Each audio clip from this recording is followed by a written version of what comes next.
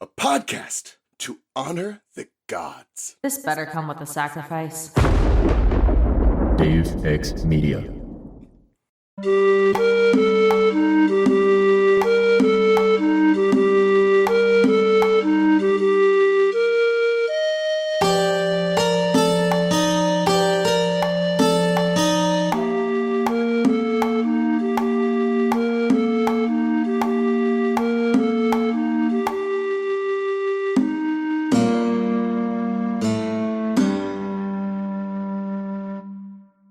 Welcome to Of the Eldest Gods, where we discuss Rick Riordan's role as our godly parent. I'm Raye from Cabin 12.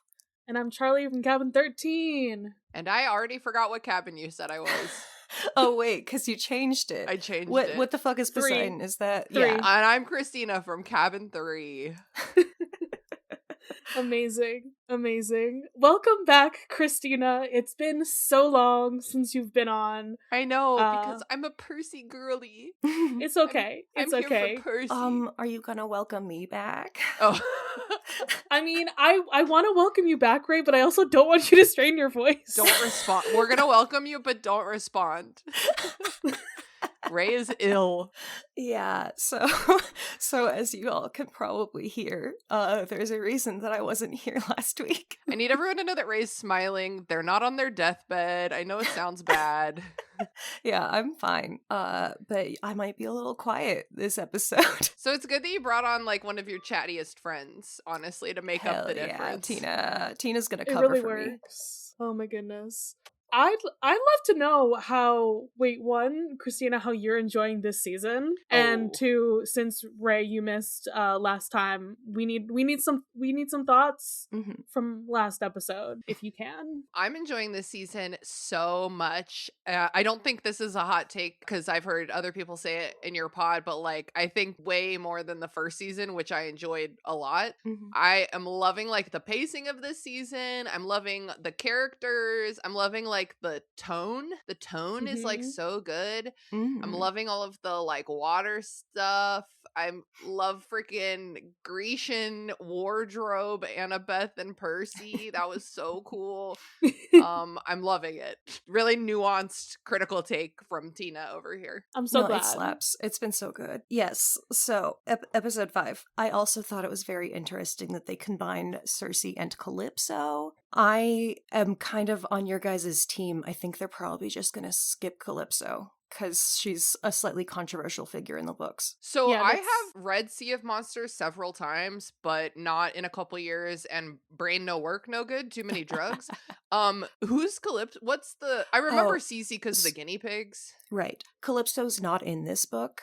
Oh. She's the goddess Titaness, whatever, who Percy ends up on her island and he's trapped there, and she doesn't want him to leave. Yeah, she's like a later addition, and like that like chapter, that like storyline does feel kind of like squeezed in there a little bit, and they gave a lot of her characterization to Cersei in the last episode, which is what Derry and I were talking about last time we were on. Okay, I gotcha. Okay, I was a little confused because I was like, I definitely don't remember Battle of the Labyrinth nearly. I think I've read the first 2 books a lot more than the rest of the series because they're just so gosh darn fun. They're fun, yeah. Okay, that makes sense. So Cece's in the book is like not Trapped Island. It's just guinea pig land. It's guinea pig land, and it's like very anti-men specifically. Yeah, she just hates men. They definitely changed that because next season is going to be the anti-men season.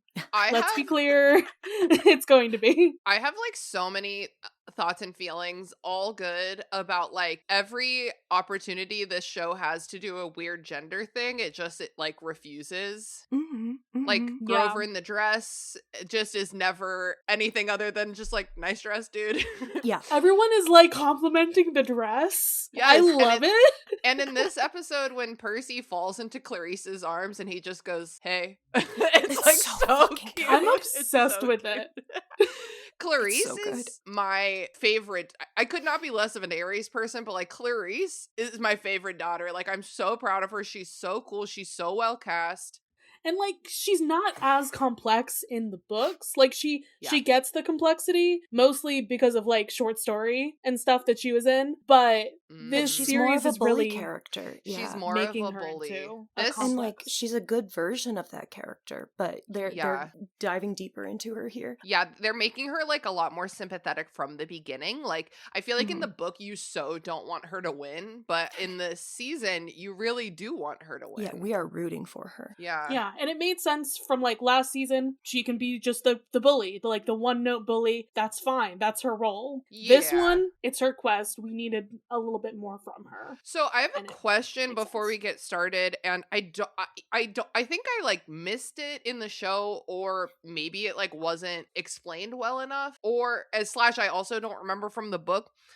Why, and if the answer is main character syndrome, that's fine, but why does Percy feel like he needs to go on this quest when it simply was not granted to him? Grover. But Yeah. like, you don't think Clarice is so it's main character syndrome. It's like, Well, It's main character syndrome. It's the fact that he's the one getting the dreams. It's the fact that he wants to save his friends and he doesn't think that anyone else is going to worry about that. They're focused on the quest.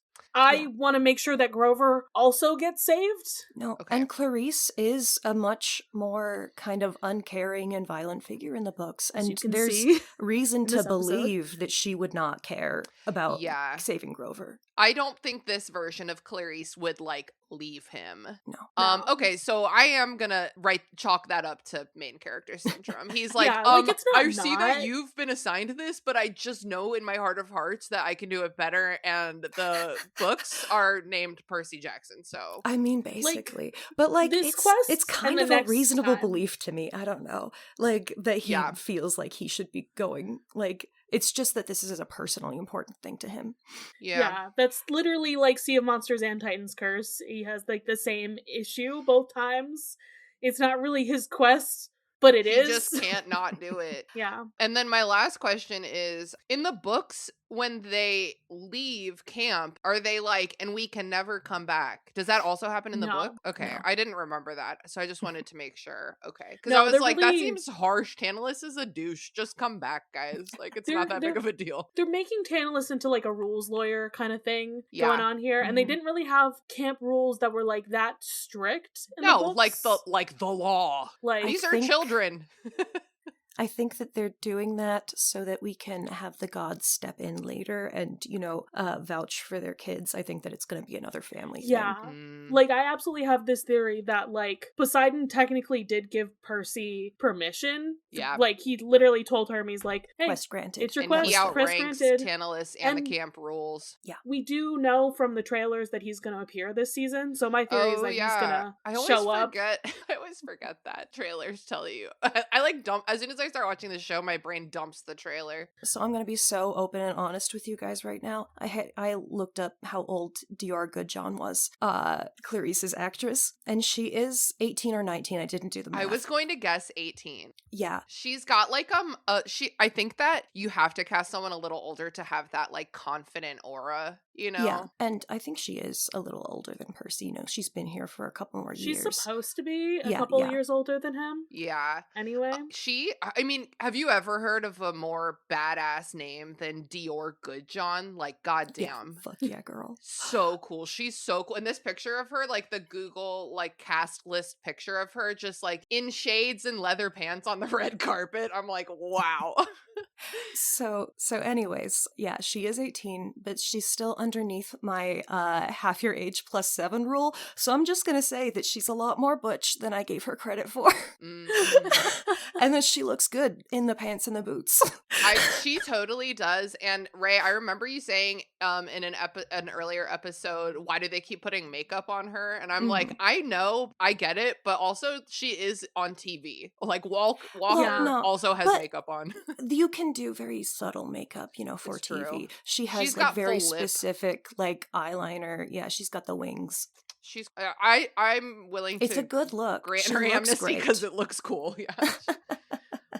Raye, do you Google have says any she's other 19. Google says she's also only 5'5". She seems 6 feet tall in the show. Mm-hmm. Really? Yeah. That's Yeah, interesting. and that is part of how they shoot her. But, you know, when Percy showed up, I was, like, honestly so surprised by, like, how short she was compared to him.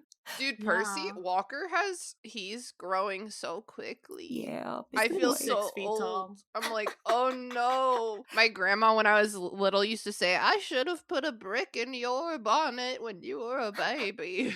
That's how I feel about Walker. Oh my god. Like, you grow too fast. Calm down. But he still is so boyish. Like, his cutie little face and his little voice. It's getting deeper, but it's not there yet. Okay, so I have more notes from last episode. Okay. Stavros, I thought that was his water scooter. So you guys were talking about, like, are they stuck in time or whatever? I thought that he just dresses like that was what my initial thought. I think he just likes dressing like that.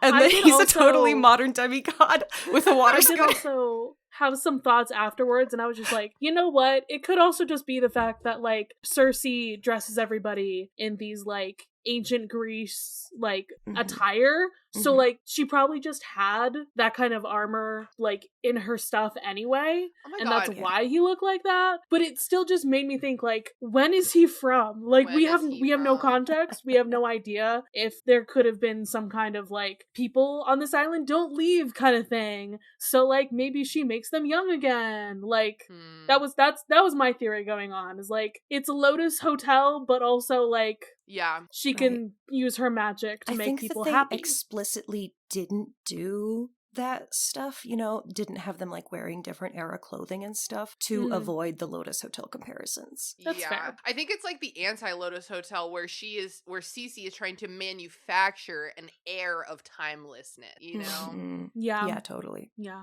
that makes sense. I loved her casting. I thought she was so good. Yeah, she had this, like, tone of, like, I don't know, her tone was just so fun.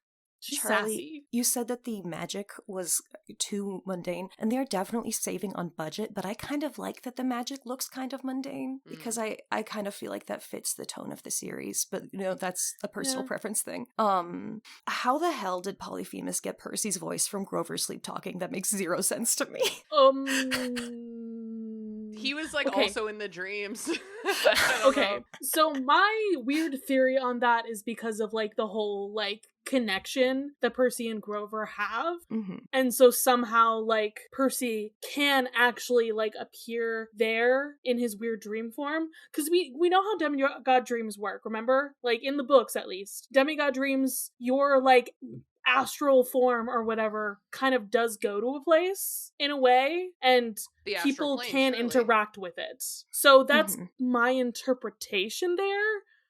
But I mean, there's no confirmation of anything on how that's happening.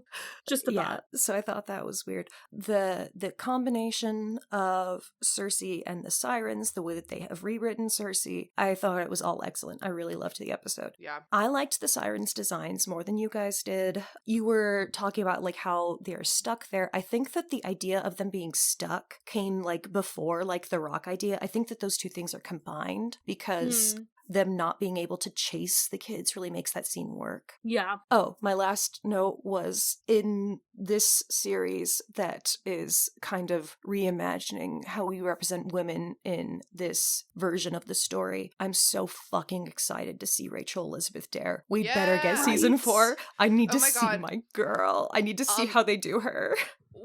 Just because, like, same type of hoe, I totally deleted, like, the prologue. Like I forgot about the prologue scene with Grover at the very beginning of episode 1. And so when the kids got on the cruise ship and they saw that girl, Amanda, or, like, whatever her name is, I was like, is this Allison. Rachel? Because she's just, like, a cutie ginger girl. I was like, wait, is that who this is? That doesn't happen yet. I'm still obsessed with Allie. Allie is still my favorite character. Allison Sims. We gotta say her full name every time. One thing I love about this series, and the show is, like, leaning into it, is, like, the juxtaposition of being a contemporary kid and doing, like, these epic ancient warrior things. So watching Allison Sims in her cruise ship finest, like a maxi skirt and a sun hat, doing, like, a knife fight, I was like, that's awesome. Yeah, rules. I was obsessed with her magazine called Bow Huntress. I'm just like, that's so Rick Riordan. Yeah. Like, to have something like that. Okay, let's actually get into episode 6. Absolutely. I am excited for it. Okay. So, the title of it is Nobody Gets the Fleece. So true. Did nobody get the fleece? Somebody did get the fleece. Because we didn't do the thing that they do in the book, because Polyphemus is too smart, interestingly enough, which I do in fact like. I like that Polyphemus is a more sympathetic character. Like, ultimately, he still is threatening to kill children, so you're like, okay, you must be thwarted, but like, Okay. he just wants a simple little life.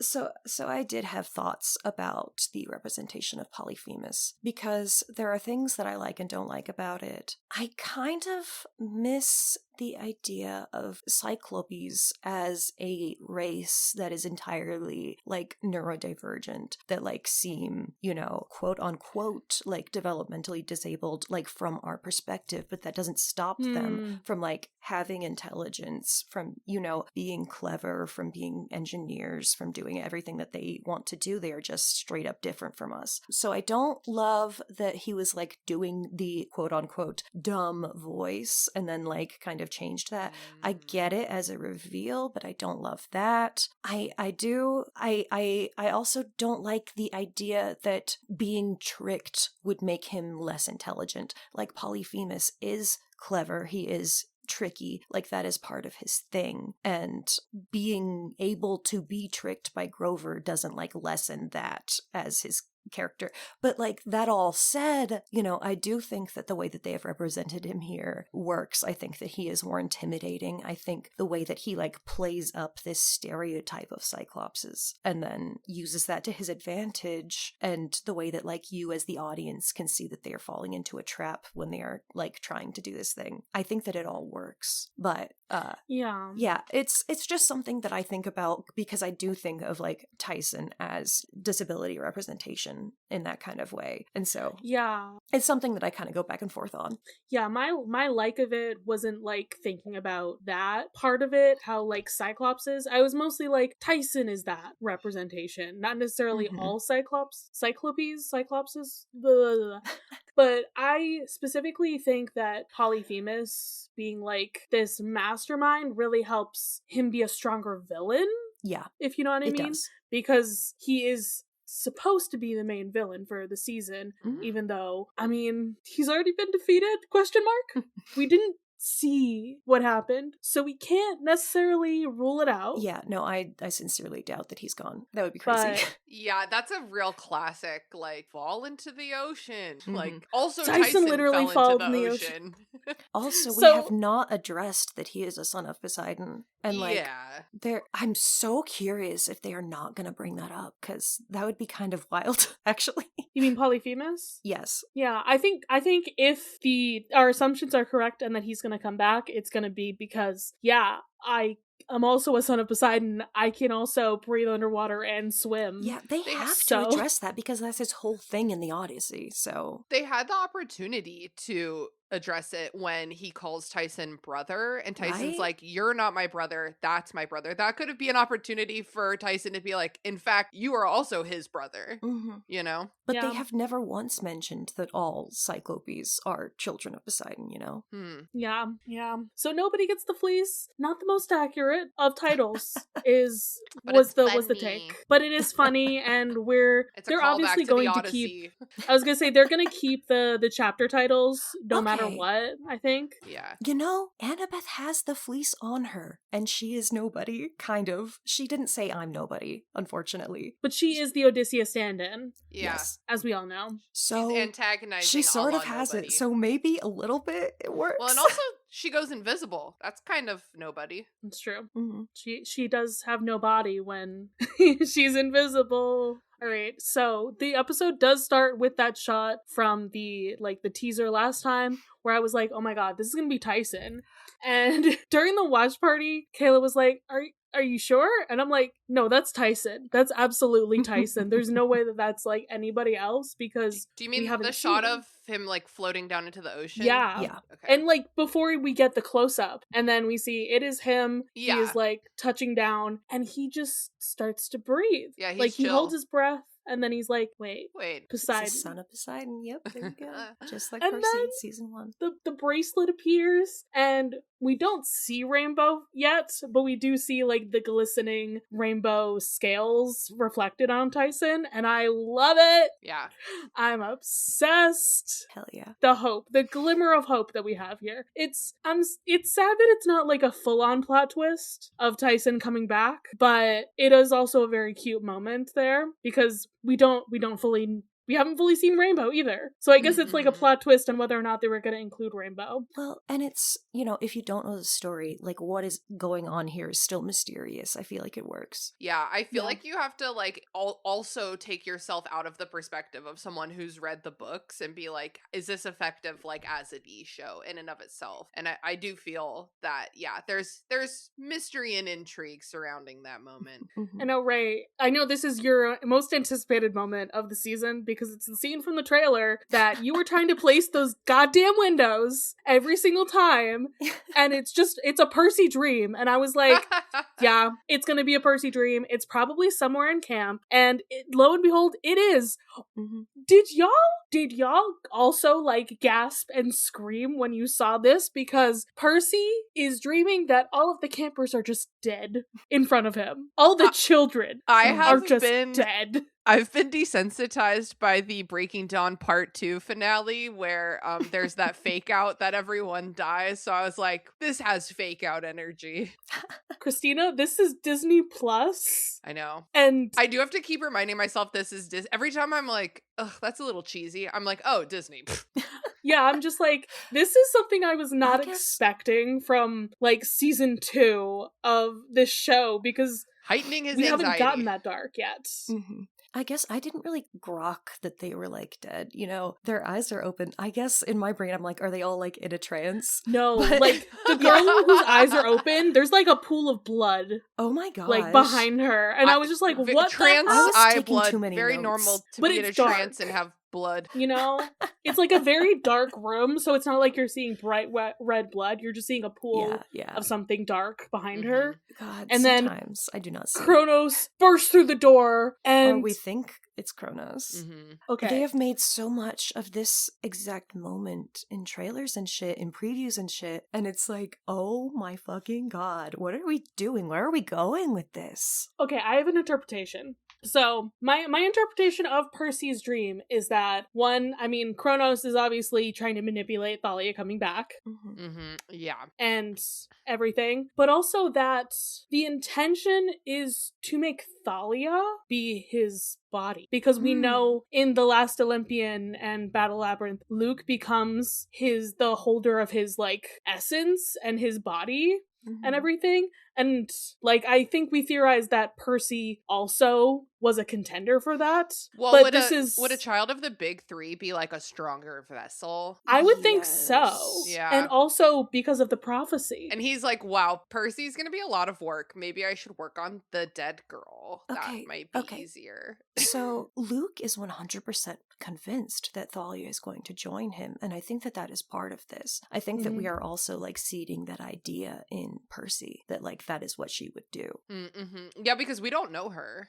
Don't. And she seems really angry. I mean, she is. She's a really angry girl. But angry doesn't mean evil. But right. It could. That's what happened to Luke, He's like, she and I have a similar lived experience. We have a similar perspective. And so I trust that she will turn out that way. And he's kind of like shocked that Annabeth also doesn't share that perspective. He's convinced that she'll come around. Yeah. So like making Thalia into the child of prophecy, like having her be the one who, is going to raise Olympus. That this kind of tracks for their perspective, but it's not what she actually does. So like, is this actually prophetic, it's like, or It's prophetic in that this is Kronos' intentions right now. Like, this is what the other guys are trying to do. You just have to interpret it. It's a prophecy in that it is, you have to interpret what's going on. It's a It's potential not, timeline. There's so many ways that time can go. Exactly. I also think Thalia in her hood was giving big like Sith energy. Absolutely. I was like, oh, you are a servant of the Emperor. The dark side. The dark Literally. side. Like, she should have, like, taken off the hood and eyes are, like, yellow or whatever, right? Oh, yeah. Lightsaber. Would she get a goodness. purple lightsaber as the only other Black Jedi ever? You know, it's really unclear. It is, of course, thunder and lightning outside. Beautiful. Of course. And this boat is bigger than I thought it was, because I was not expecting, like, the entire, like, under cabin of the boat to be this big with this Percy and Annabeth scene where they're talking about, like, what's going on and the freaking dream he just had that just scared the bejesus out of him. Honestly, I have, again, brain full of holes, too many drugs. I watched this like mere hours ago and I'm like, what are you talking about? So I'm literally, I got my double monitors up. I'm gonna pull up the episode so I can like click literally. That's what I always do about. when I want to specifically bring up certain shots and everything. I'm like, I need to just have it in front of me. Yeah, I'm gonna and have it playing with subtitles. I did but just watch both of these episodes, so I did like get confused for a second. How I'm like, it's wait, when we're he wakes we're in up. the spa, right? But no, we're not. No, he wakes up. They're so on the sick. boat. It's at night, and he's just telling Annabeth, You're like like describing exactly what I'm looking at right now. Thalia is maybe evil? ? I don't know. Man, I want him to have one moment where he wakes up, he has slept in, he has not dreamed, there is nothing pressing going on, he can just kind of like scroll through his phone, maybe like just chill a little bit, roll over, doze a little bit. Like, he's always waking up in such a panic, and I feel so sad for him. Only stress. Listen, we're all hoping that happens someday, but, you know, Today is not the that gods day. keep calling on Percy, even in the books sometimes, so... So what boat are they on? Is this the boat Oh, they took this from is the boat Cece's? this Yeah, is the they boat they stole took it. from Cece's. Specifically, There's a it's lot of boats in this Zadie's, season. Zadie's boat, the old lady who was talking to Percy. That Oh my god, that poor lady. She's Yeah. like, right when I lose hope, they give me hope back. Almost like it's on purpose to keep me here. yeah, They should have taken her with them. really. But also, like, at the same time, like, I just would want to stay at Cece's. Like, sure, it's a little culty, but everyone's really healthy, Literally. and it's so beautiful here. I would join the cult. Okay, I joined the cult. I'm just putting that out there officially. I would join Cece's cult Yeah. because she will make you 100% happy and she will give you free therapy. Yeah. So Is it good therapy? I mean, she is telling you to suppress like certain parts of yourself, but she's also like telling you things about yourself. It's, you know, she's not going to keep you as a depressed person. She's Mhm. encouraging self-reflection. Yes. Literally, So she has a important. mirror for that. So then we get Polyphemus being like, yeah, I just want to live on my island by myself and tend to my So sheep. relatable. I'm like, I feel like I know Polyphemus Cottagecore? in my real life. Is Polyphemus like lesbian cottagecore propaganda? But he's so he's the villain, and the thing is that his isolationist perspective and his idea that you cannot trust nobody is, you know, ultimately harmful. It's Yeah. You know what else is interesting here? He's like, all outsiders are evil, are enemies, and I'm just like, are we making Polyphemus xenophobic when I'm pretty He's sure it's supposed to be like the opposite in the Odyssey, where he's the other and Odysseus is kind of doing wrong by him. I don't know. Well, Odysseus doesn't do wrong by him. Odysseus expects Xenia hospitality and does not receive it because, you know, guessed right. Polyphemus is a savage, you know, and so that's part of civilization. And so the Odyssey itself is xenophobic, but Odysseus isn't Yeah. specifically. It's definitely just like a completely different like worldview. Mhm. I just read Yeah. this book that was set in ancient Rome during like the conquering of Britain, and when they like go to Britain as Roman like colonizers, characters and the way they're talking about the locals is very similar. It's like, well, they don't have manners, so they're not people. And it's like, wow. And that's just something we're doing in this book because it's historically accurate. Okay. Yeah. So he doesn't trust nobody. And he's got Clarice and Grover tied up together, and they're just like, well, shit. Can you shut the fuck up, dude? I think that's a direct quote. Pretty much, you know? I think if anybody was allowed to say fuck in the show, it would be Clarice. I think Clarice's character is so strong and so consistent. Like, everything that comes out of her mouth supports like exactly what we know about her. Yeah, abso-fucking-lutely. And this is when we get the adding their voices to his collection thing, which is creepy. Okay, this makes me think of Ko the Face Stealer from Avatar. Oh my gosh, yes. I was thinking of Ursula from Little Mermaid, but Ko's more accurate because there's like a library there. Yeah, there's like a literal library. I think Ursula can only have one at a time, at least based on what we know. And it's like he's using them as like someone to talk to almost, which is like so creepy. Okay, all right, dude, you're a little bit weird. And he says he learned things from them. You know, presumably he kept these satyrs alive for enough time to like have these conversations with them so that he can like go back to them whenever he feels like it. Tell me you did not love Truff, the guy who likes classic rock and anime. I love him. I'm like, wow, that's a pal. I need a full short story about Truff. I also really love Grover and Clarice together. Like they're a real unlikely duo. So there is this book by, I think it's it's called The Two Princesses of Bamare. Yes, that's Gail Carson Levine. Yes, it is Gail Carson Levine. Good. I loved that book. I fucking love that book. And there is a dragon in that book who keeps people, you know, and then is going to eat them eventually.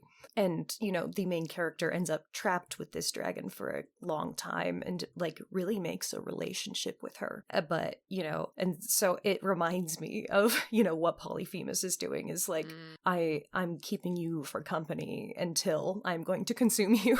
Wow, I don't remember a single thing from that book except for the end. The twist at the end. I should reread it. You should reread it. I guess that's my plug. I think I've already plugged it before because it's one of my favorites. And Gail Carson Levine is to this day like an adorable sweetie pie. Like she's so chill. And her fantasy chops. So good. Yeah. So we get this insane reveal from Polyphemus because Grover's asking, okay, why do you have to use the fleece here to lure satyrs? Like, why is this your whole plan? Yeah, what you doing, bud? Where'd you get it from? Like, how do you know that would work? It's like, well, Pan gave it to me. What? Pan Grover gave fully you... distracted. Clarice is like, we simply must deal with that later. Pan gave you the fleece, the thing that gives off this nature magic thing, and and this guy will kill all of your followers? Pan what? I'm still trying to wrap my brain around that. It is fascinating. And I feel like, you know, that's not the whole story. You know, there's going to be some kind of reasoning. There's going to be something going on there. So Clarice is trying to bait him and be like, he's, you know what? He's trying to like just keep talking because he's scared, you know? Our reinforcements are coming and... That's like all Clarice knows how to do. She's like, scared bitch. Literally, intimidation roll? Yeah, intimidation roll? Totally. And as Polyphemus is like, yeah, demigods, they're dangerous, but you guys are gonna be the bait! Haha! Don't even worry about it. Percy and Annabeth are here. They're on the island. Raye has a cat. And baby. So Percy and Annabeth go and find some of the goats. They have this great plan, okay? It's an amazing plan. Annabeth has a ton of rope. They're all good. Percy's looking out for Polyphemus. Annabeth goes to get a disguise. But she is interrupted by Iris' message of Luke. Who's like, hey, are you on the island? You getting the fleece? Dude, fuck What's up? Luke. Does she? I mean...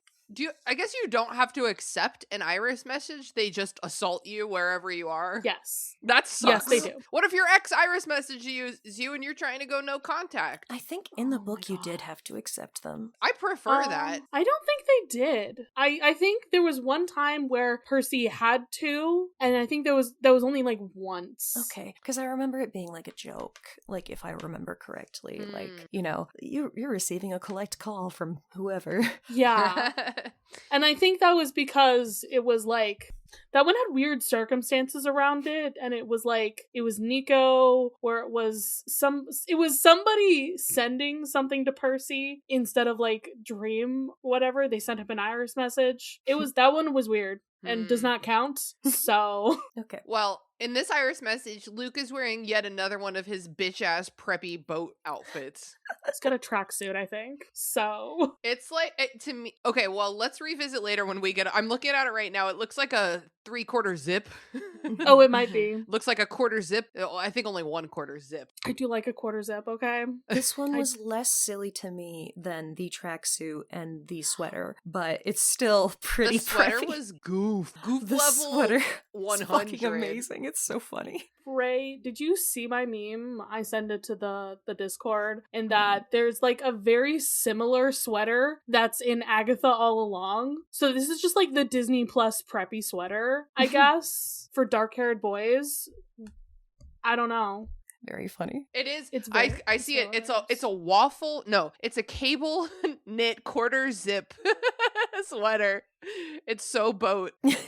Yeah. He's It's just like wearing rich a lot of person white on vacation. Mm-hmm. What's up with all the white wearing? Are you trying to say that like you're an innocent, Or like perhaps, godly? or godly? Yeah. Or maybe it just looks nice with his complexion, his darker complexion. It does look nice. It looks nice. I will give it that. I did really hate, like, with the sweater polo in, like, episode 2, I hated that they were, like, slightly different shades of white. That killed me.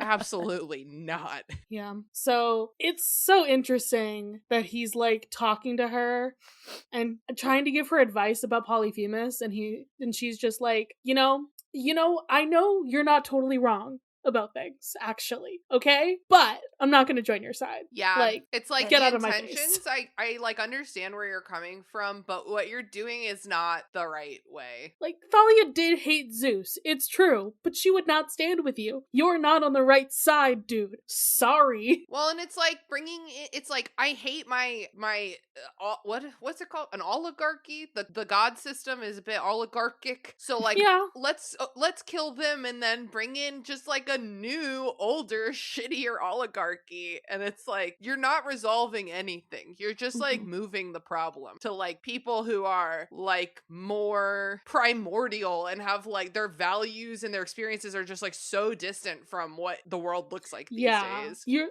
literally, it's moving backwards, in fact. Yeah, that's why we're here where we are right now. It's like, maybe don't do that. You gotta, Well, you gotta fix the system not from better. inside the system, bro. Yeah, I love Percy just walking straight through it and it dissipating. I love that Just like, so much. Oh my god, it's like What? hanging like do you remember old timey phones? The olden Yeah. phones that had cords that attached you to the Yes. house. And like they had the button that hung up the call, and you could literally just walk up to someone's phone call and hang up for them. Like that's what it's giving. So rude. Yeah. So he's just like, why are you even Brooke's talking husband- to him? My friend Brooke's husband has always said, from the restricted section in my other podcast that I like better, Burn Before Reading, he's always said jokingly, obviously, that he's gonna name his kid Telephone Cord, because people, when the kid's grown, are gonna be like, what in fuck is a telephone cord? They'll never know. Oh my god. Oh my god. So Percy is judging Annabeth a little bit for talking to Luke. Well, And then they get their he disguises. called me. Yeah. She couldn't not answer the call. And then we even get back to Luke and Allie. Allie is like, why are you wasting so much time on What are you Annabeth Chase? doing? And he's like, it's like nobody It's recon. understands caring about, like, you can't just like stop caring about someone, you know, like Yeah. they both want the other to like see their point of view and like be with them, you know, like they love each other, and everyone's like, ew, why? And it's like, because human relationships be that way, like, what do you want from me? Like, technically, this is a tragedy. They're like Civil War, brother against brother type shit going on. Yes. oh my god, don't bring the Civil War back into it, Raye. We don't need this. I was looking really hard for a Confederate soldier in the fallen soldiers lineup that Clarice had. I am not an expert on those uniforms, but I couldn't Right. spot one. I thought maybe, but I wasn't sure. Yeah, I not thought sure.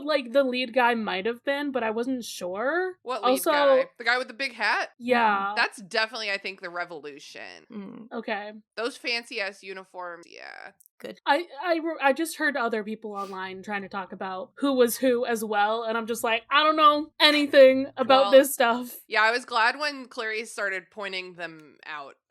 Because she does. Oh yeah, she does say that he's worked for Napoleon, I think. The main that was one guy. of the guys who died. Her Oh, yeah. navigator got stabbed by Annabeth, and he's Yes, the one who that works is- for Napoleon. Okay, yeah. Is that not who you're talking about, Charlie? No, there's like a captain guy who he was on the deck with Skilla. Okay, they're all just goons to me, you know? Yeah, I don't know. Do they all have names? I just started looking at this. Oh, it's Carrington? He's British. Okay. I was gonna say Carrington is giving big British energy. That Yeah. name. Okay. Well, I know nothing. Anyway, Luca's just like, it was recon. Don't even worry about it, Allie. And I mean, that's kind of true. Like, he's about to move in, so yes, you this have is the to best like scene. decide where you're gonna believe Luke or not, because it can be both things. This is my favorite scene in the episode, I think, because it is Percy and Annabeth doing some sort of deception checks and performance checks. Oh my god. Specifically, Annabeth doing performance. Bah. So you just said that this is a good plan. Their plans suck shit. It really He is immediately so knows. bad. Well, and it's funny because, like, it's one of those plans where I'm like, what is actually the purpose of this? Because they're like, we're gonna put on these sheep skins to get past Polyphemus, his scent, his smell, and his vision, but then we'll just go away from him and not need the disguises anymore. And I'm like, okay, so why don't you just like never go near him? Yeah. It's for Yeah, the laughs. I'm tempted to think that he was, in fact, fooled by the disguises initially. If you look at his face when he's letting the sheep out of the pen, he's like, oh, like he knows. It's interesting because they give us a point of view shot from his eyes, and you're like, yeah, that's disguise. Like, I can't see that. But they're like trailing behind the whole herd. They are whispering doing a bad when job. he's like 20 feet away. And I'm like, Yeah. Tyson that's could true. hear that. We know for a fact Tyson could hear that shit. That actually, now that you bring that up, Raye, that feels like intentional precedent, you know, that Tyson has been hearing Yeah. so much. And also, like, the number one job of a shepherd is, like, don't lose any sheep. Mm-hmm. So, like, I'm just not going to worry about those fat, slow sheep that are 40 feet behind everyone else. Yeah, I was like, there's no way. Y'all are missing the point. Think woolly thoughts, okay? Oh, you're Think so right. woolly thoughts. I need this on a t-shirt. It's just hilarious how Annabeth is just like, no, we gotta sell it, okay? Bah! Oh my god. And Percy's like, I can't. He does. I can't take this seriously. He does. He paws. He does, but he's He like paws. reluctant. Let He's the record looking. show. He's rolling his eyes as he's bawing, okay? That's okay. So I love them. I mean, I love love when this Annabeth. feels like a children's book, you know? Mm. I'm like, yeah, get on the ground and baw.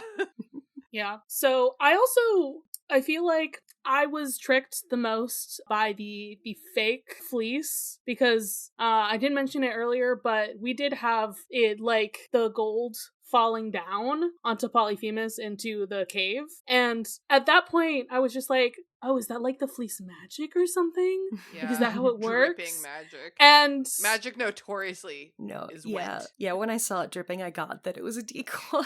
Okay, I was question. like, what? Where Polyphemus get gold paint? Is there Right? a No, is there a Home I've- Depot? other people have questioned this as well. Where did he get that? Is it It's like it's like not, you can't even, metallic paints are really hard. Okay. Like you can't just make those out of rock. do Cyclops bleed ichor, the blood of the gods? I don't like what you are No. suggesting. Because Covered in if they did, it's golden blood. No, there's no way, because they are like perceived as monsters. There's no way they have golden blood. Although I think that's clever. Yeah, that's my only potential thought, but otherwise, I don't know. Maybe he did go to Home Depot. I don't Amazon know. 2-day shipping. In the book, he went all the way to fucking Florida. So, Really? For what? like, the To opening scene of the grab book is Grover. when he's chasing Grover Oh, through and that's in Florida. Miami. That Okay. is, like, in Florida. And Raye was just like, I don't remember that in the book. It makes so much more sense that they changed it, honestly, because it is so weird. Well, and Chiron's in Florida, right? He is. Is that just coincidence that everyone's in Florida?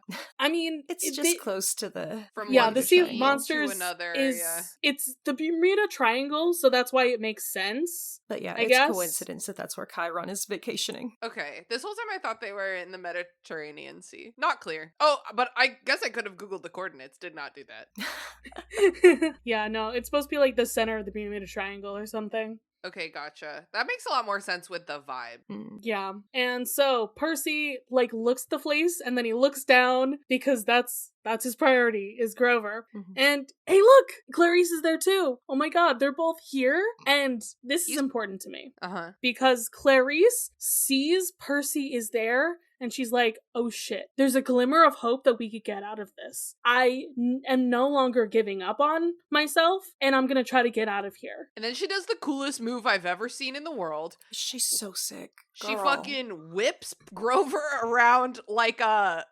club and uses him Yes. to break a mirror.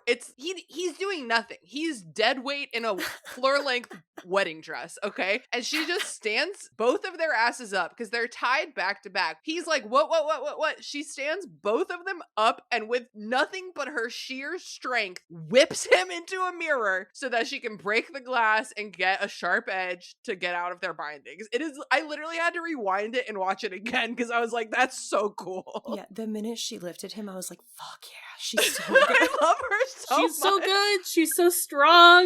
And I she's love it. smart. Like, she has that, like, battle tactics that people attribute to Athena, but, like, Mhm. she's Mhm. got it. She's thinking things through. Mhm. She's definitely more impulsive than Annabeth. Oh, yeah. As far as like battle stuff goes, and she's gonna go more for like the outright bravery, and which also makes more sense, I think, because Ares is not just the god of like bloodthirsty war and all that, he's also the god of courage. Mm-hmm. So like I think that makes more sense as like a driving force for Clarice, is like doing the like outright heroic and brave thing as well. Mm-hmm. So they're like, okay, well, we have to figure out a new plan because there's two people down there. Percy's like, oh, we could leave Clarice. I'm kidding. Actually, no, we're not doing that. Kind He of. So says, I'm kidding, kind of. And I'm like, that's a better joke for book Clarice because show Clarice is a good girl. he hasn't seen that though. You're right. He doesn't fully know. We know Okay, more but about Clarice is also trying to warn Percy. Like, that's her first thing that Yes. she does when Yeah, she gets out of this is the true. gag. And I And love that too. he's just like a happy puppy dog. He's like, there's my best friend, and I'm gonna go to him. And hi, when they're like, order drop, he's like, hi, missed you. Like, it's so cute.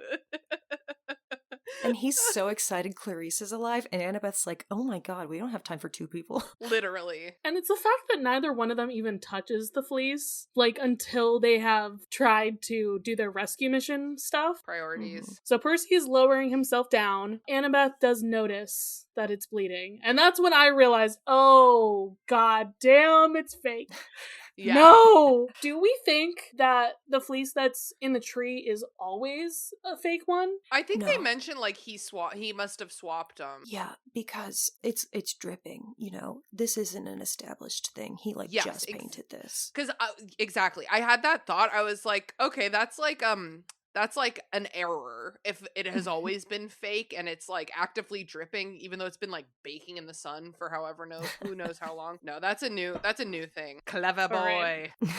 So Annabeth is like, wait, Percy, you gotta come back up. No, because Polyphemus is running up and it's a trap. Oh no, what are we gonna do? Annabeth disappears and Polyphemus is like, haha, I tricked you. Bye-bye. Breaks their rope. Percy is caught by Clarice. Fuck yeah, girl. So Hi. cute. And he says, hi. He's my favorite son. I love Percy Jackson. I love him so much. His spirit is so pure. Baby boy. That is a baby boy golden retriever. He's so cute. I think, not to like bring up the movie, sorry, but like that actor being aged up and being like such like a 2010 like angsty hipster kind of like energy, like it is impossible to feel the way that an adult enjoyer of Percy Jackson should feel toward him, you know, which is like, that is my favorite son. He is a perfect baby. But like Walker like embodies it so much. You're like, oh my god, you are giving it your all. I love you. Like, you are rising above. You're trying your best. He's just a little guy. If you've seen any of Logan Lerman's other movies where he's That's- younger, That's he can embody it. That's Percy from the movies. He's done it. Yeah. Is he the same actor as the Maze Runner? No. Okay, they look the same. There's a brand of white boy from that era. Yeah, no, there is. They all had like the same haircuts. Yeah. And I'm also thinking of Josh Hutcherson in exactly. Hunger Games. Same They're all kind the same. of boy. So Annabeth starts goading this man. Hey, goading. I know it's differently spelled, but and she's wearing the hat and she's invisible and she's like, oh, remember when you were tricked? I was sent by nobody, actually. Haha. She has to explain the part of the Odyssey, like, you know, there's this one line that feels like awkward because she has to, you know, make sure that the audience knows what she's doing. Yes. Mm-hmm. Yep. And then as that is happening, we get something that I wasn't sure if they were going to reuse, which is Luke and his portal sword once again. Portal sword. This is the first time we're seeing how the portal opens on the other side. And it's like swirling vortex of like sand.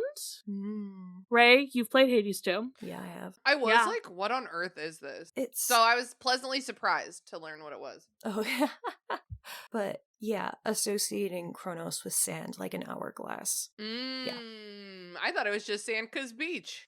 I mean, that's also like, it could just be that, but my brain was like, oh, like visually I'm seeing hourglass where it's swirling like that specifically. So Luke is on the island. Sorry to do this again. That's different. Sorry. Well, that's I was just about to ask, does that happen in the book? I don't remember that. No. Okay. He does not go to the island. I feel like he's like MIA for a couple books while they're doing other stuff, and he's just like a threat in the background. He is mostly on the Princess Andromeda. Yeah. But he does meet them in Florida because that's where they get back to like mainland US and it's in Florida. And that's when the party ponies and all of that stuff happens. I am flying to Florida tomorrow.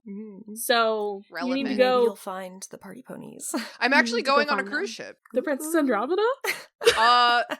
No. I was thinking, am I, because there's a cruise line called Princess. I was like, am I going on that? No, I'm not. But it is royal. I'll keep a lookout for monsters, Luke, party ponies. Like, if I see any of these things, I will alert you. If you see my girl, Allie Sims, like...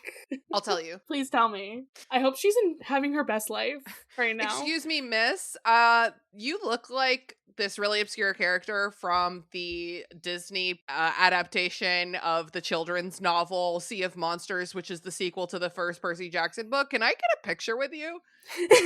She takes out her headphones and is like, what? Yes, correct. Amazing. So it's kind of funny, this like moment of seeing Polyphemus from far away from Luke's point of view, where he's just kind of swinging his big shepherd's crook at nothing because he's trying to get at Annabeth. It is funny. It reminds me of something, and I'm trying to remember what. There have been other moments of like people fighting invisible things and looking silly. Yeah. Luke like looks at it for a second and then he's like, nope. Fleece. Luke, this is like a rich people thing. To me, it's a rich people thing.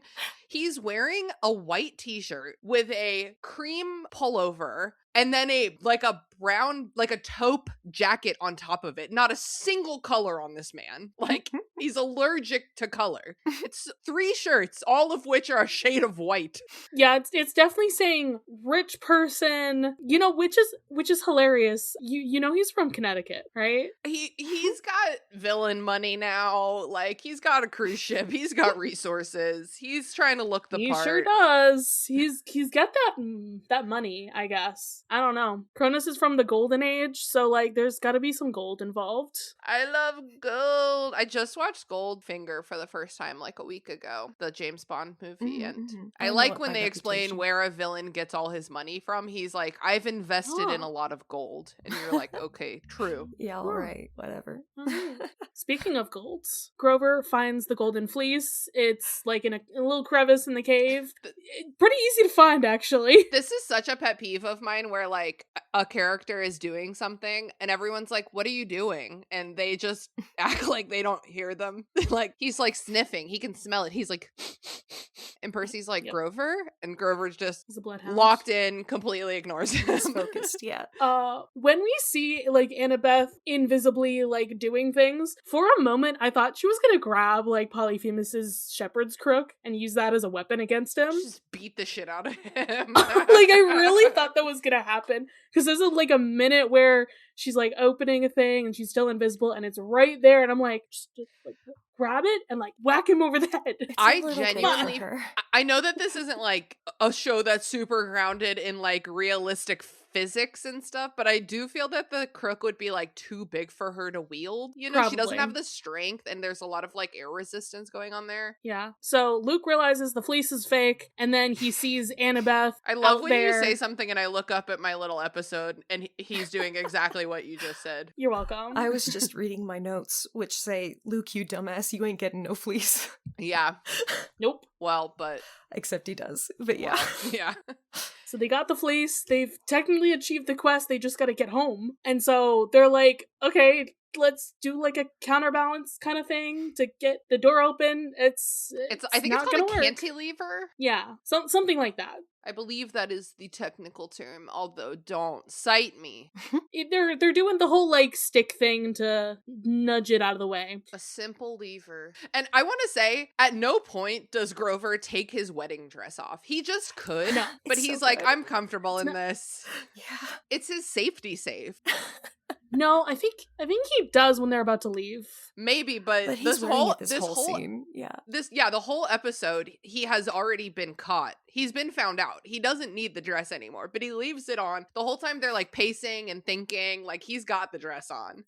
After I think he finds the fleece. Yeah, once he finds the fleece, he takes it off and he puts on his jacket like, we're ready to go. We gotta skedaddle kind of thing. Like, get all your stuff. And Polyphemus opens the little rock just a little bit so they can see, like, no, the fleece is mine. Don't you dare steal it. And then he swats at invisible Annabeth. It's so hard. It's so bad. Oh my god. The way that they show the blood on her head and nose, I was like, holy fuck. No! I screamed.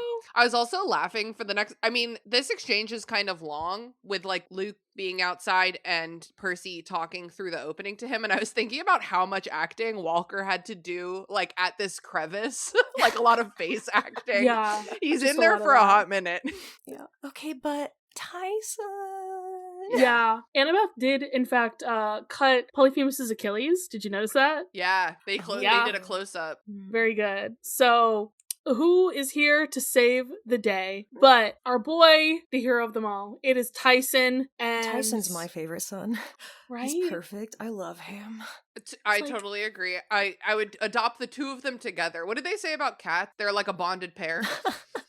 Yes, absolutely. Why do Tyson and Polyphemus talk to each other in Greek? When like everyone in this world, I think, like, knows Greek, right? I mean, Polyphemus is from that time. Like, he's literally from ancient Greece. Yeah, but So I Tyson's think not. Like, I guess, like, what's the point? Is he trying to, like, hide a secret? I don't think he is. He's just like, he's just trying to like appeal to like this ancient connection that they have. okay, And to be like, you are my brother, we are the same, and Tyson even though says, "The fuck I am." yeah, and he's like, And then hey. Walker goes, through his little peephole. He's like, "What's happening out there?" It's so funny. Polyphemus is like, those demigods, they're no better than us. They're monsters too. Okay, so why don't we just not kill any of them? Right? Yeah. But instead, we get roar and wrestling and fighting and, well, I guess we're stuck in this cave because both of them are dead? Question mark. But I do love Tyson literally like body slamming this guy. It's Like, epic. Yeah, he's so strong. so good. Do we think that Tyson realized that Polyphemus was standing right on a cliff, or do we think it was like a whoopsie ocean jump? It looks like he's going for it to me. Yeah. And then who should show up in this crevice but Luke? Get out of my crevice, Luke. Sorry. But Walker, this scene has been playing on my other screen this whole time. Walker is still in the crevice. Like, he's just so He's long. gonna keep being there, yeah. And, like, the whole time he's arguing with Luke and, like, watching this fight, I found it very unrealistic that Clarice isn't like, get out of my way. What is happening out there? That is a note that, like, they are just letting him have the only visual. Yeah, I wish that they did, like, Scooby-Doo stacking and, like, all three of them were in the crevice. They really should. Clarice would be on top, Grover would be on the Obviously. bottom. That's the correct order of them. That is, I had the But exact She's same so thought. short, though. How is she supposed to get up there? She's jumping on his shoulders. Oh my god. Yes. Okay, no, listen. We, like, are seeing it from the outside and it goes, like, Grover, Percy, Clarice on top. And then you, like, see it from the inside and Clarice is standing on Grover's butt.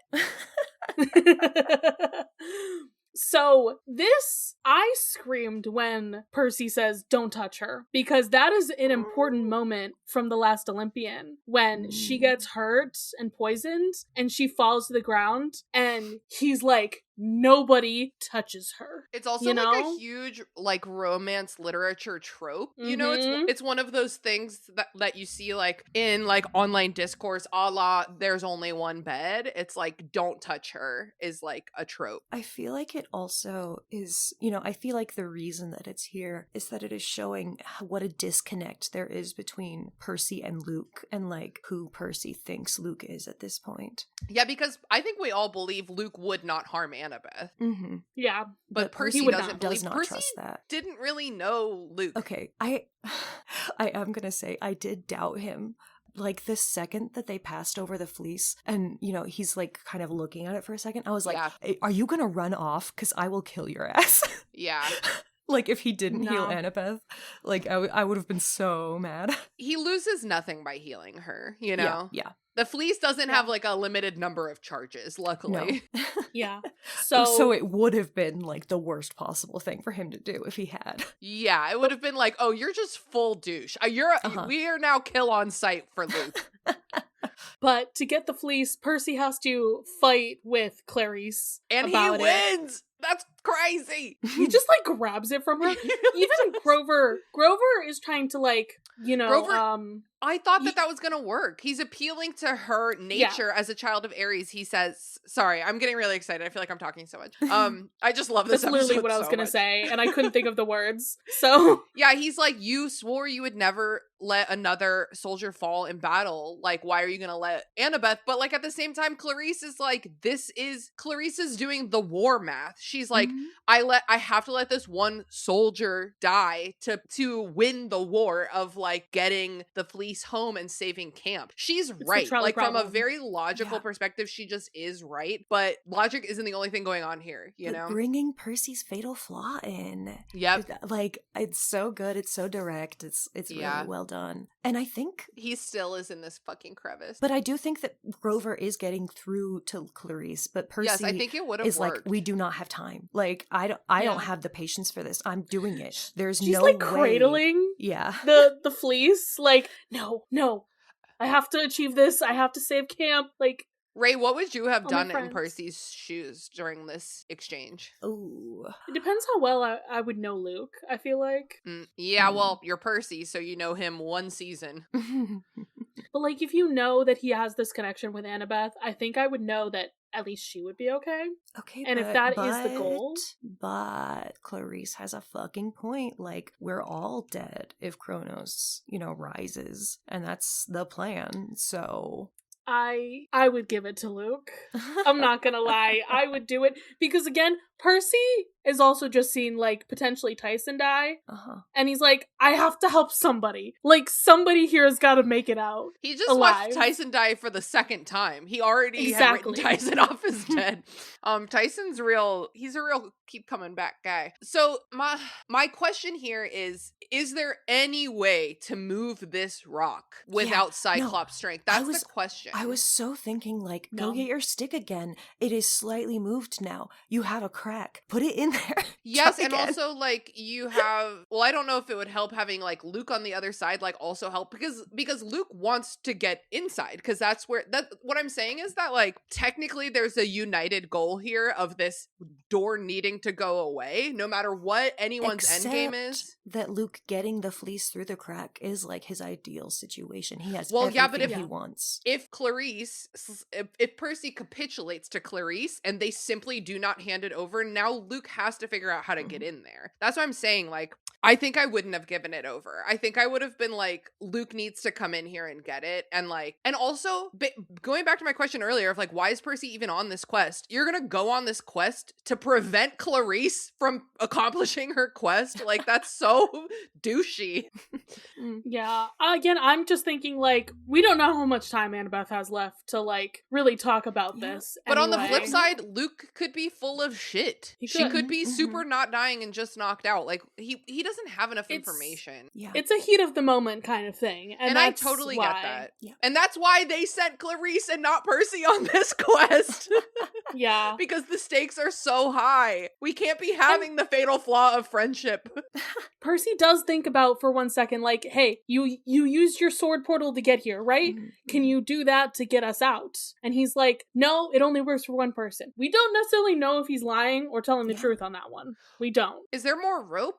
There is. Okay, so Luke, go get the fucking rope. We're gonna come up one at a time, and Clarice is going to come up last with the fleece. And you're gonna back the fuck off, and we're gonna heal Annabeth, and maybe if you're lucky when we're done, we'll give it to you, or maybe we'll fight for it, whatever. Luke his hands are tied here. He like came here for one thing. True. And they when they have it, they have the power. And when they hand it over, they don't have the power anymore. Yeah, I mean, again, my only thought is that we don't know how much time Annabeth has left, and at this point, they do not know that the fleece can bring people back to life. Well, so they do not know if it will work for Annabeth if she fully dies. I don't know that can bring people fully back to life because that's not technically what it does for Thalia. Or that's not what they're trying to do for Kronos either. All of these beings have a shred of life inside them, you know? They're not like dead, like stone cold dead.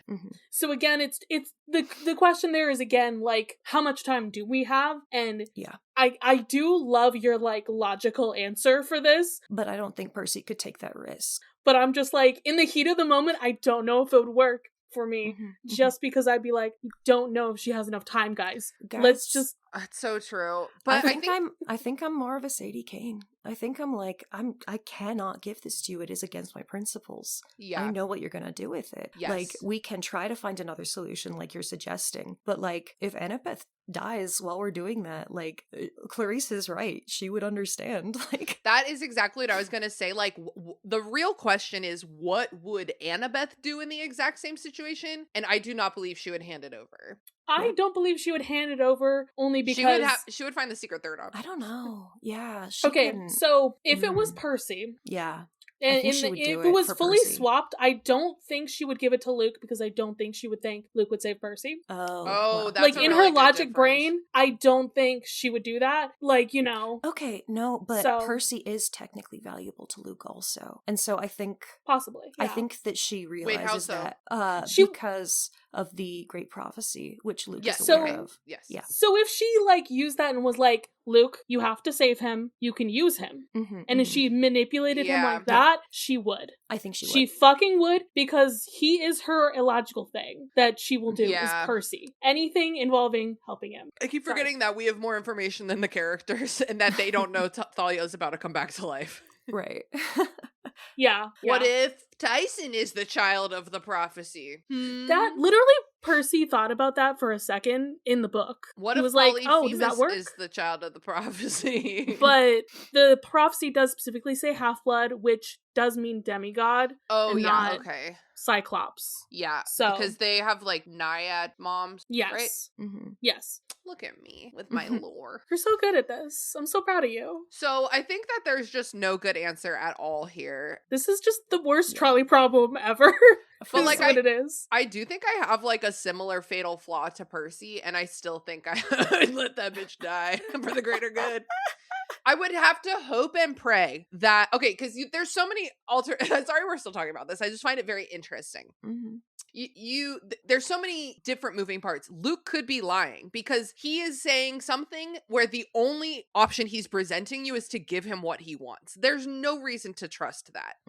Okay, there's alternative ways to like get the fleece to Annabeth, a la forcing Luke to help you get out of the cave. Furthermore, even if something horrible happened and Annabeth does die, you could appeal to the gods for like support. Not that they ever really help, but like it's a long shot. Percy would do an Orpheus for Annabeth. Yes, let's be honest. He would. I prefer the Hercules diving, because in Hercules he like dives into an ocean of souls. So I think that would be Percy's method. Yeah, that's true. I do think that Luke's acting here is so excellent, and I think that he convinces Percy and he convinces the audience that he is sincere because of like the sheer emotionality in his face and voice. Like Percy 100% believes that Luke believes that Annabeth is dying and that he is desperate to save her. Yeah, I agree that I felt that way too, that he was being sincere about that. Yeah. So what does Luke do? He saves Annabeth and then he takes her away. Fuck that guy. He wraps her in the fleece and, just carries her off, and it's like, well. He doesn't use the portal, which does lead to like, maybe he wasn't lying about the portal thing. Maybe it can only take one person. See, this is why it's good to be fat. Luke could not just carry me off a beach, okay? I'm staying right there. He's a demigod. He's pretty strong. The fatter you are, the less kidnappable Have you are. you seen his muscles? Okay. You don't know. So they're all distraught. They're like, "What did we do? What has Percy done?" Dude, and then I'm so, Clarice, I was like, punch him in the face, Clarice. He stole your glory. Punch him in the nose. She should. He does kind of deserve it a little bit. He does. But Tyson frees them from the cave. Tyson? With his He's alive. That's another thing. Like, Percy could have waited 3 seconds to see if Tyson comes back. He just fell into the ocean. He already survived drowning in the ocean once. Yeah. I love that. And his hearings could be like, Tyson, help. I'm stuck in a cave. I'm hopeful for Grover and Tyson's relationship to be different in the series. Even just based on this like one first meeting that they have where Grover's just like, "Oh yeah, you're Tyson. I know. Like, nice to meet you. Hi." Very sweet. Like, he's not immediately like, I feel weird about this. Even though he kind of has the right to be because of his entire situation. Experience that he just had. Yeah. We are seeing a lot less Cyclops racism. Yeah, it's like hashtag not all Cyclops. And am I the only one who cried when the brother hug happened? Because it was so good. I was like, Percy needs this. Percy needs this hug right now. Yes, and I feel like this whole season, Tyson has felt like so unsure, like of himself, and like the one thing that he is finding identity in is like being a friend and then a brother to Percy. That's like giving him his identity. And I can just see how unsure he was. He betrays his like own kind to defend his brother. And I could see in that moment that he still was like unsure because of how ambiguously Percy's treated him in the past. At least his attitude toward him, feeling embarrassment, wanting space. And I just could feel the relief that Tyson wants nothing more than to be able to like hug Percy when Percy needs support. Like that is giving him meaning, and he felt such relief that Percy like wanted it so badly. I love it. Okay, what is Clarice? Okay, Clarice is holding like a random stick because her spear is gone. She's gonna beat somebody's ass. She does not care who. It is a sharpened stick, which is even more frightening. She was sharpening it earlier. Is it the same stick? I think so. That's what I was thinking, I'm obsessed with that for her. Yeah. She's so cool. And Percy picks up the Yankees cap. I feel like improvised weapons are like a specialty of Aries kids. Like they can pick up anything and just like, this is a weapon now. That's literally going on their D&D trait. I mean, I've been thinking about how different Clarice is D&D wise in this series. And like in the books, I'm just like, she's just a barbarian. Like she goes into rage. And in this, she's a fighter. She uses rally. She like has battle tactics in mind. Yeah. She can be dual classing. She could be. Absolutely. But in the books, she's not a fighter, I don't think. She seems more headstrong in the books and like, less thoughtful about her action. Like, I don't think book Clarice would have pulled the cool mirror trick. I think she just would have like brute forced her way out of those bindings. Yes. No, she would have been like, why can't I get out of this? Muscles. I'm gonna flex and bust out of here. Yeah. So Luke stole their boat. That's an important note. They have no way off the island. What are they gonna do? Oh, they have no way off the island. Well, I kind of forgot. I mean, I don't know what happens I don't remember what happens in the book / a lot of the stuff is not going perfectly according to the book. Happens. Okay. I didn't remember. So I was like, they were like, oh, how are we gonna go in the ocean? And I was like, oh no, Percy, I don't know. How are you gonna go in the ocean? Their boat gets destroyed by Polyphemus. Like, he throws, like, giant boulders at their boat, and they have no way off, and then Tyson's like... Oh, yeah, because Luke's not there. Rainbow. So... Rainbow. Yeah. So this is what we got the Hippocampy. I knew they were coming. They've been in the end sequence this whole time. I've been clowning for it. I'm like, they're here. Hell yeah. I'm queer. I love it. They are queer. Rainbow. Hell yeah. Canonically queer hippocampi. Absolutely. So, do y'all want to talk about the little teasers that we've gotten?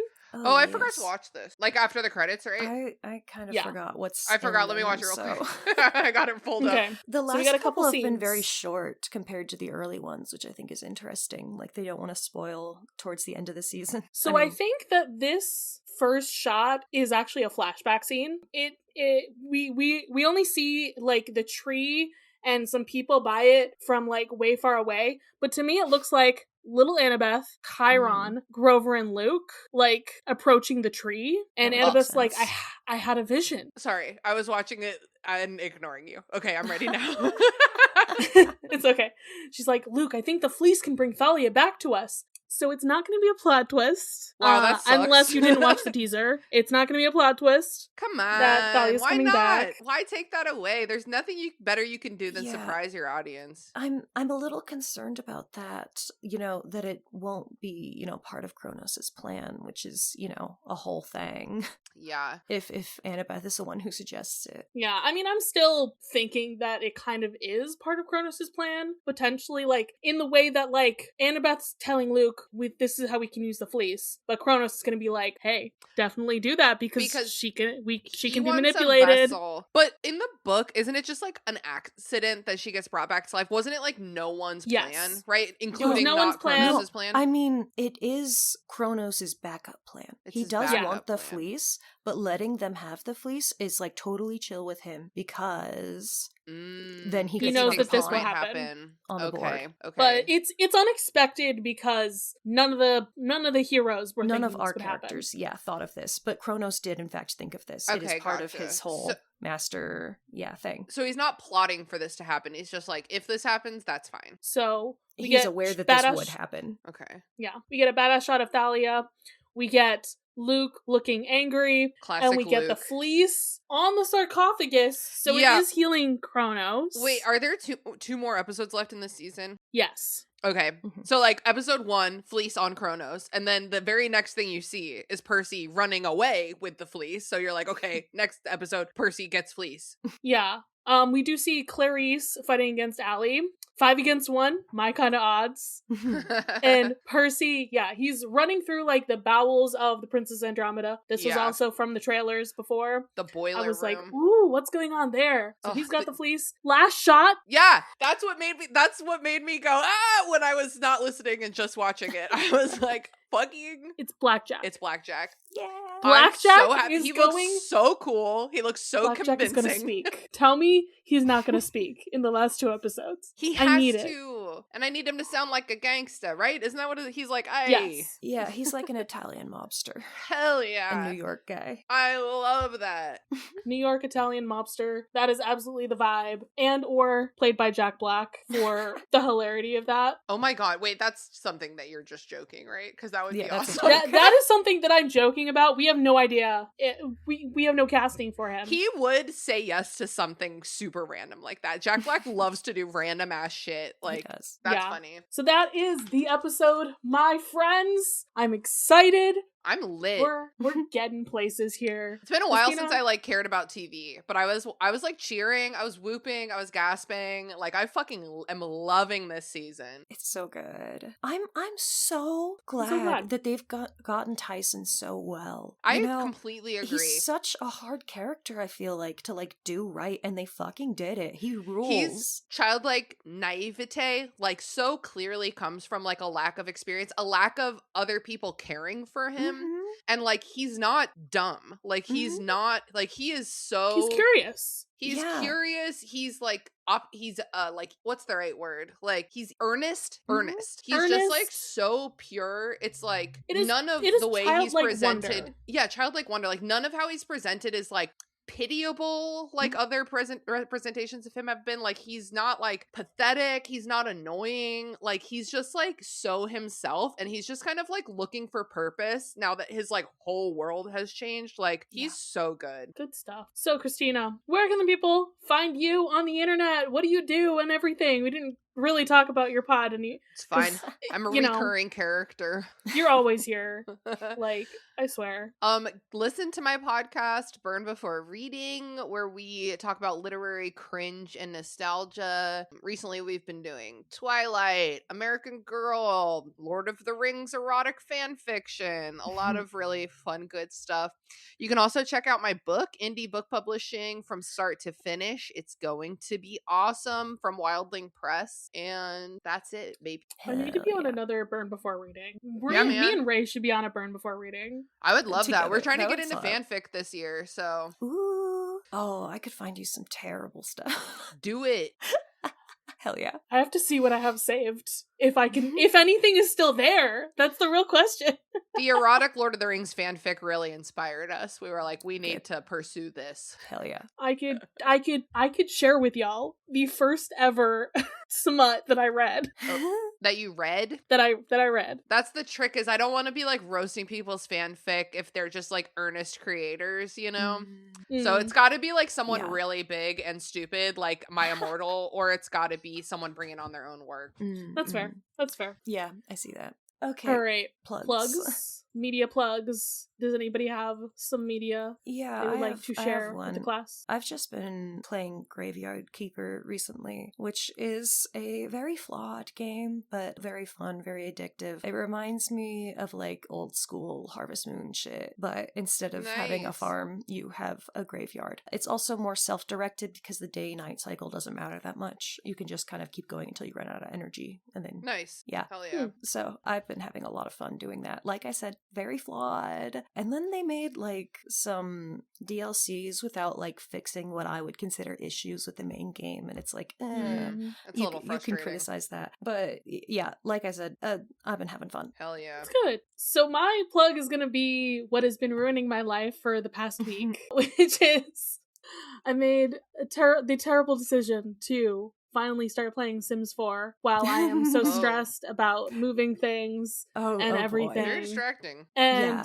that will sink your life. Like, okay, so my only experience with the Sims franchise before this has been the My Sims games, which are incredibly different. They're like chibis, and they have like already established characters, and they do not require the same maintenance as regular Sims. Such a good Other way to than put that, it. I did play The Sims free play for a bit until the updates just like, it sucked.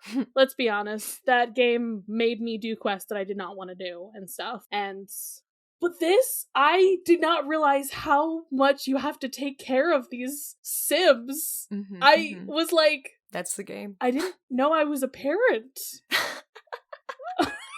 Yeah. I didn't know I had to tell my Sims to parent. You're like a godparent. Like, you are both parent and god. And the funniest thing is, I specifically have made a household of the gods. I have made the Olympians. That's so funny. I love that. I had to, because I'm trying not to do, like, mods or anything, and I was like, okay, I probably can't do incest, so... We have Zeus, Poseidon, and Hades as brothers, and then Hera, Hestia, and Demeter as sisters. Demeter already has Persephone. Don't worry about the dad. He doesn't exist. And they're all living together. And this is going to be great. And then I'm going to have to bring in other people for Zeus to fuck. So... Just like in mythology. Yeah. Exactly. I also started them off younger because I wanted to, develop the relationships and everything. Yeah. So, like, Zeus started off as a kid, Poseidon and Hades are teens, Hera's a teen, Hestia and Demeter are young adults, and Persephone's a baby. Is Sims 4 still free? Yes. I did, see that things were on sale, so I did get a few packs and such. But there's so much and it's so expensive. Yeah. So... If anything, I would recommend, looking at community stuff, but yeah, I haven't really done that because I haven't played it that much. This is my, first time really playing The Sims, and I was like, oh my god, I'm getting sucked in. This is my entire life. Yep. This is why I stayed up past midnight the past couple nights. So gotta set timers for yourself. Yeah. I do, and then I don't look at my phone, or, it doesn't make any noise, and so I'm like, well... sometimes I, turn off the timer, and I either, don't register what it was telling me to do, or I'm like, okay, I'll do that in, 3 minutes, whatever, and then I, completely forget. And then 3 hours later... Yeah. Oh, right. I was supposed to do something. All right. So. What about you, Tina? Do you have something? Yes. This week, I'm on here every week. I would love to plug this book that I just finished reading called Silver Pigs by Lindsey Davis. Mm-hmm. It is kind of in accordance with the theme of this show. It is a noir detective book set in ancient Rome. Oh. So it is the duality, the mix of the two is so delightful. I love it so much. It's very immersive in the world, and I learned a lot. I had to Google a lot of words, but it's a lot of fun. Really easy to read. The chapters are 3 pages, so there's a good mystery. So definitely check it out. Silver Pigs, which is a thing that happens when you pour silver into bars. Actually, okay.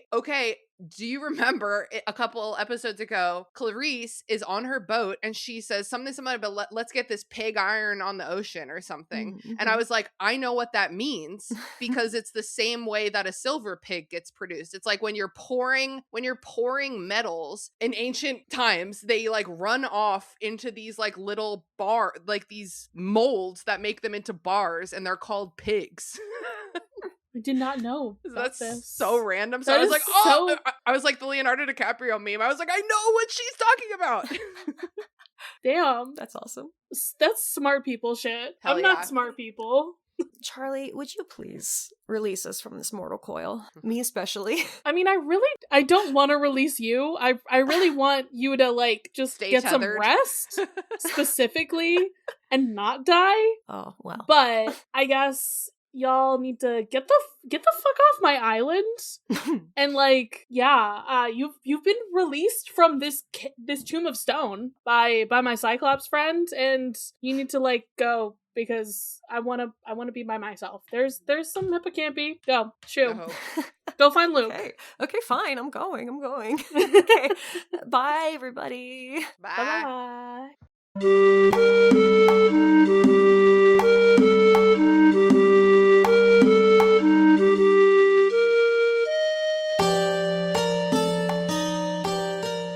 You can follow this podcast's socials at Of the Eldest Gods Pod on Instagram and Tumblr. You can send us a message through the Duat to oftheeldestgodspod@gmail.com. If you'd like to support us financially, join us at patreon.com/oftheeldestgods. By becoming a patron, you can join the Deus Ex Media Discord server, where you'll be able to chat with us and other listeners about the Riordanverse or whatever else. Our $5 patron tier also gets you access to Against All Odds, our monthly bonus show. There, we'll talk about a wide variety of topics, which usually have something to do with mythology, no promises. You can check out our merch store on Redbubble to find custom designs made by Charlie. Or if you cannot or do not want to support us financially, we'd really appreciate a rating, a review, or letting your friends and followers know how much you love the podcast. That really helps. If you want to hear more from me, Raye, check out Barbie Movie Slap, a podcast where my co-host Ted and I discuss Barbie's cinematic universe. That podcast Twitter is at Barbie Slaps. You can follow me, Charlie, at GreenPixie12 on most platforms. I also have an art Instagram at GreenPixieDraws. You can also hear my voice on 2 other podcasts. I co-host another podcast on the network with the meme maker Robert called The Bits, where we talk about the Cartoon Network show Steven Universe. I also co-host a non-network podcast with my buddy Ethan called Mysteries in the Machine, where we talk about all things Scooby-Doo. Our music was created and produced by Isabel Strauss-Riggs. You can find Isabel at Kann, that's I is in the body part, on Instagram and Twitter. She also currently makes video essays on the YouTube channel Kann. Feel free to message her about making music for your project or editing your podcast. Of the Eldest Gods is based on the series by Rick Riordan. Right now we are discussing The Kann Chronicles. Remember to follow us on your favorite podcatcher and meet us back here every Thursday. Have you ever wondered what is going on in someone's head? No, this isn't an opportunity to learn how to read minds. It's an opportunity to listen to interesting conversations on Content and Capable. Join me every Monday as I discuss a wide range of topics with my guests and go on a journey, figuring out how to feel content pursuing our passions and capable in the complex world around us. Find Content and Capable wherever you get podcasts, and I can't wait to meet you along the journey.